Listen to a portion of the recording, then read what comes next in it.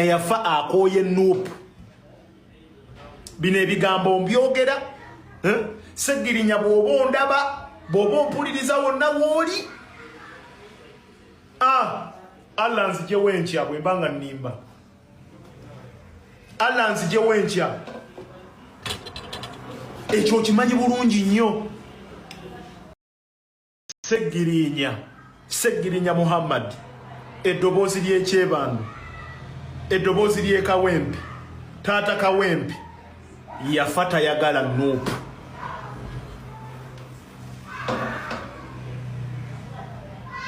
Ssegirinya Yaffa Akooye Nuupu. Bino ebigambo mbyo.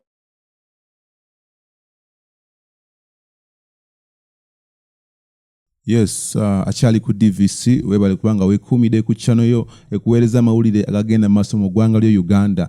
Kakati olunaku lw'eggulo twalabyeko Alex Lusswa Muhammad ng'akola video emu ng'alabula Honorable Ssewanyana Alan owe Machindi East ng'era ng'amugamba nti bw'atavaayo n'akola press conference yabadde amusuubiza okwogera ku nsonga zino okuzittaanya bulungi bategeere ani ddala yali abasiba e Masaka ku bijambiya. Mbu ye yagambye nti ye yali tawagira mpuuga naye yagambye nti no ate tajja kukkiriza kaadi ekozese Alan Ssewanyana ebyekisiru. Era yamuwonize namugamba bw'otavaayo okukola live ngenda kuvaayo nkole ki njogere ebigambo ebituufu. Era waayise essaawa mmeka nga omukulu Lusswa akola live ye ku TikTok. Wabula live gye yakoze yayogera ebigambo bingi era ng'agezaako okunafuya struggle nga abamu abawuliriza obulungi bayinza okugamba nti yasasuddwa okujja okubikkirira ebikolwa bya mpuuga olwansonga nti ye n'empuuga kimanyikiddwa nti ne mu kampeyini ye mpuuga yagirimu nnyo emabega. Wabula nga ebyavaayo mwabiraba n'obululu bwe yaweza tebaweza bawadde bisatu yalinga mu bibiri awo. Naye nga ensonga lwaki nkoze video eno just kubajjukiza nti omukulu ono yavuddeyo n'ayogera n'agamba nti Honorable Ssegirinya Muhammad omugenzi Yaffa tayagalako wadde Nuupu n'akamu nga kikyategeeza nti Honorable Ssegirinya Yaffa nga Nuupu tekyali part of him, tekyali member wa Nuupu. Kugamba yali tajjayo kaadi naye nga ye mu mutima gwe yagivaamu dda. Lwaki ayogera ebigambo bino ng'ate ye omuntu omu gwe twalaba ng'azze okusaba kaadi ya Nuupu. Yajja okusaba kaadi ya Nuupu ne mu bigambo byayogera yatukakasa nga Ssegirinya we yali omuntu wa Nuupu era nga Nuupu agyagala nnyo y'ensonga lwaki naye ate azze afune kaadi ya Nuupu. Ono omwami omu yawerekerwako Honorable Alan Ssewanyana okujja ku kitebe okufuna kaadi ya Nuupu. Era ne mu debate yazirimu nga omanyi nti Katonda yazza bibye teyasobola kumalako oba kufuna kaadi eno ate ye n'asalawo ajje nga independent. Mu kujja nga independent tebyamuyisa bulungi kukomekeza wawaali abadde asirikiridde akabanga kano konna naye ate kasita bayogedde ku Ssegirinya n'agamba nti kati eno chance nange nveeyo olw'ensonga nti kimanyi bulungi nti ye politics we yali ayitolerera ku Ssegirinya nga watali Ssegirinya omugenzi politics wa Muhammad Lusswa taliiwo. Buli kimu tinzize mu Nuupu lwakuba Ssegirinya yali wa Nuupu. Mumpe lwakuba yali kiyambi wa Ssegirinya. Ebyo ebintu twabikola ne Ssegirinya era tumalizeyo ligasi ya Ssegirinya. Bannange omukulu nga lemedde ku Ssegirinya. Naye ate kati right now kitulabawo nti avuddeyo ayogera ebigambo nga bino nti Ssegirinya yali tayagala Nuupu yagikyawa biki naye ate nga naye kennyini yali nga yagala bamuwe kaadi ya Nuupu. Kino kitegeeza ki? Kiragira ddala omuntu ajja akyusa statement nga mukama w'empuuga yennyini we yajja neyeegaana okuba nga yateesa aba gavumenti okutta Honorable Ssewanyana ne omugenzi Honorable Ssegirinya. Yabyegaana era nga waliwo n'akatambi aka ono omukyala teacher Honorable Betty Namboze nga atukakasa bulungi nga bwe yawakanira mpuuga tasobola okuteesa na gavumenti balina baloya baabwe bawa instruction omukulu w'ekimanya kabone kwagandi company advocates ojjukirako okujja waliwo ne lawyer mukyala Malende wamulabanga naye bo bagamba nti ono lawyer ono eyabajjayo okwambala ku byobwa lawyer kwolwo olunaku Atomanya omusibe ng'onoomuwolereza akuwa instruction nagamba nkuwadde ebiragiro jangu ompolereza ne yatuuka ku bench bawolereza nga nabo beewuunya bamulaba ku olwo era n'avaayo. Monitor newspaper newandiika nti Oweekitiibwa Mpuuga yatudde ne gavumenti ne bateesa ensonga za Honorable Ssegirinya z'okutta abasibe. Nze omu ku bantu abaagamba tekibangawo tebasobola kuba nti bateesezza. Bwe nakyogera twali ku TVM ne Bwanika neŋŋamba abagamba nti nno Mpuuga yateesezza nti naffe aba-NUP twateesezza balimba basala mugambo. Bwanika yanvuma ebigambo mu bukambwe nannangira buli kintu kyonna mu nsi muno. Ne mpandiikira mwami Mpuuga ng'omukulembeze waffe mu palamenti nga Bwanikaga nti naawe wennyini namboze Mpuuga yakutwala ne muteesa ne sipiika akujjanjabe ne ngamba ate twatuula tutya tuteese nga ndi ku kitanda. Era omukulu n'agamba nti ngenda kuba owulidde nkujjira ne mpandiikira mwami Mpuuga ne mugamba munnange omukulu Bwanika byanjogerako nga bisusse omanyi bwe yanziramu tonyingiza mu katemba wammwe tonyingiza muki ulira tonyingiza mu katemba wammwe naye nga nze nga nali muwolereza nti tannateesa n'abantu abo nga Bwanika bwalumiriza nti wabaddewo okuteesa nekubira enduulu ewono gwe ndifendinga tiwamma tonnateesaako na gavumenti. Naye ono bwe namugambyeko nga tuli ku mukutu gwa rediyo ogumu nti temunnateesa yanvumye bino yanzira mutonyingiza muki nensirika kuba nalaba nti mpaabidde omuganzi muki mu kizikiza okuwabira oba okotokedde bwerere ngaawabira omuganzi mu kizikiza. Naye mwami Mpuuga n'agamba abamonita nti ebigambo ebyo bwe mutabimenyawo mbatwala mu mbuga zaaki ne beetonda. Abamonita ne badduka ne beetonda. Omugenzi Ssegirinya bw'afudde wano Mpuuga n'omumwa gwe n'agamba nti mulina kye mwakolawo mwemba Kyagulanyi nga nze nateesa ne gavumenti okutabano. Kaakati olwaleero bw'agamba nti era agenda kuwaaba ngamba nti oba agenda kuwaaba mu nkola y'emu nga gye yawaabiramu monita.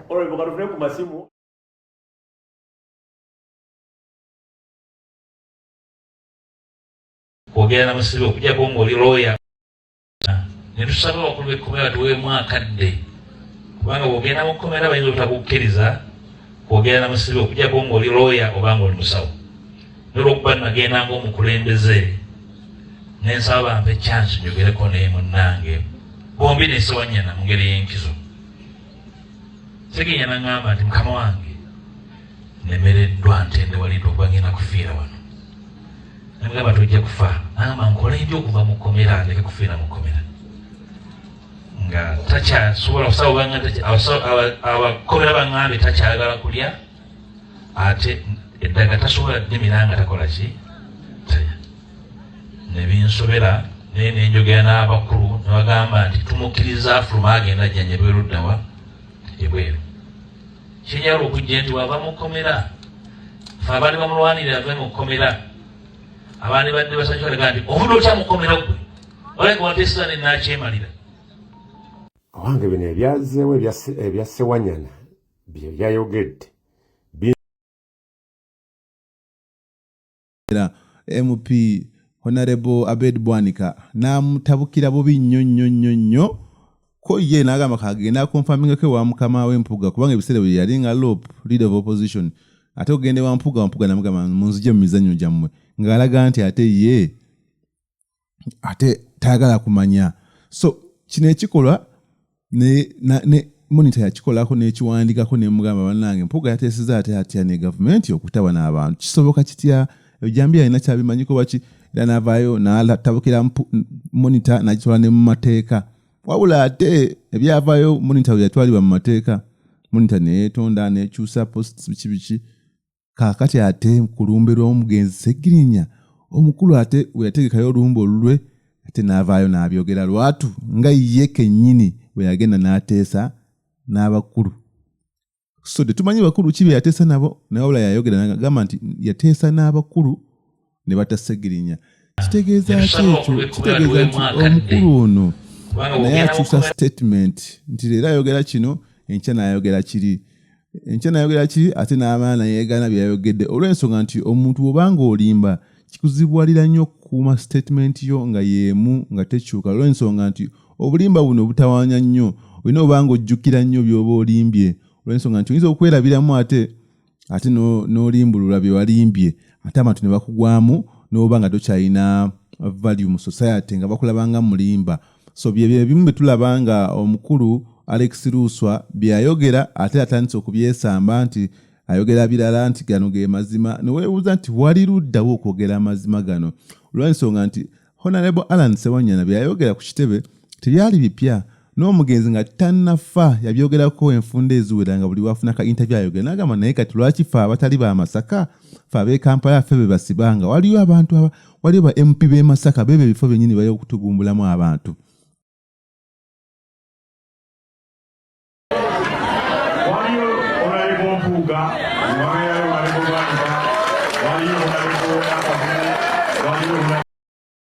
Kyamukisa mulungi nti ne Honorable Alan Ssewanyana naye wali wano, era ojjukira emboozi gye twanyumya nga muli mukomera, naye nga mwami Ssegirinya Muhammad buli we nagenda nga mukomera nga ga Mr. President tukuwa ekitiibwa tetwagala kutobera abakulembeze botuwadde, naye omumyuka we yatusiba. Byenjogera Honorable Ssewanyana bya bulimba oba bituufu? Bwoba osobola sembera kwani jaso confirming byenjogera bya bulimba oba bituufu?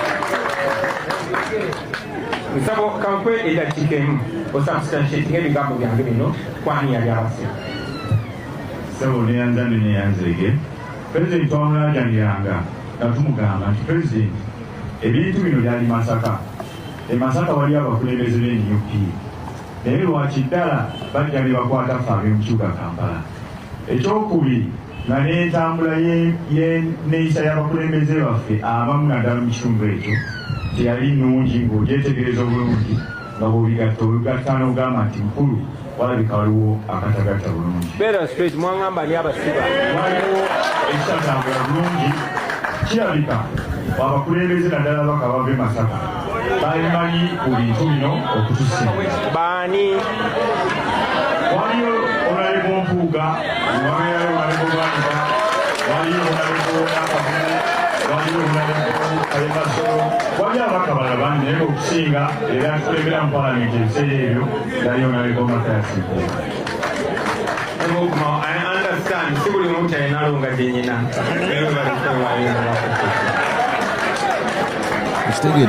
So okimanyi bulungi obanga Ssegirinya yali kyaliwo, okimanyi bulungi n'ebigambo byakugamba obimanyi era omanyi abantu ababirimu emabega. Olw'ensonga eyo tukimanyi nti eno keesi yali eggaddwawo ku omukulu Honorable Ssegirinya ne Ssewanyana, naye ate kati Mathias Mpuuga yalaga nti yagala gikumamu muliro era etandike buto. Kyetumanyi nti nno omukulu ono amateeka yagasomamuko wadde yagasoma bukulu, naye tetumanyi bulungi court cases yali akozeeko oba kyembaze ziri luddawa, oba kyetusinga okumanya nti omumemba wa palamenti wa Nyendo Mukungwe era nga wakitiibwa mu Bwakabaka bw'e Buganda. So tulabe gye binaggwera, ekkooti n'asalawo etya waba n'ayogera byatya, naye nga nze ndabira ddala nga Honorable Alan Ssewanyana teri kipe kyeyayogedde era nga talina musango, wabanga awaddeyo reported speech nti yeno statement yava ew'omugenzi Honorable Ssegirinya. Simanyi lwaki Lusswa bino ebintu biyingiramu lwansonga nti ye tebina ebimukwatirako, teyaliiwo nga babyogera. Era Mr. President yavuddeyo n'ayogera nga yavayo ng'ayita Honorable Ssewanyana ng'amugamba mwaŋŋamba mutya, olw'ensonga nti yaliko ku baali boogera ensonga zino tibabyogera waali. Okitegeera so sigamba nti no yavayo just n'ayogera byali alowooza nti asuubira, wabula yagamba nti no nze bwe nagenda ng'omukulu aŋŋamba bw'ati nti ABCD era bino bye yaŋŋamba njagala mpite omu ku baaliwo ajje akakase ebigambo bye njogera oba bituufu oba si bituufu.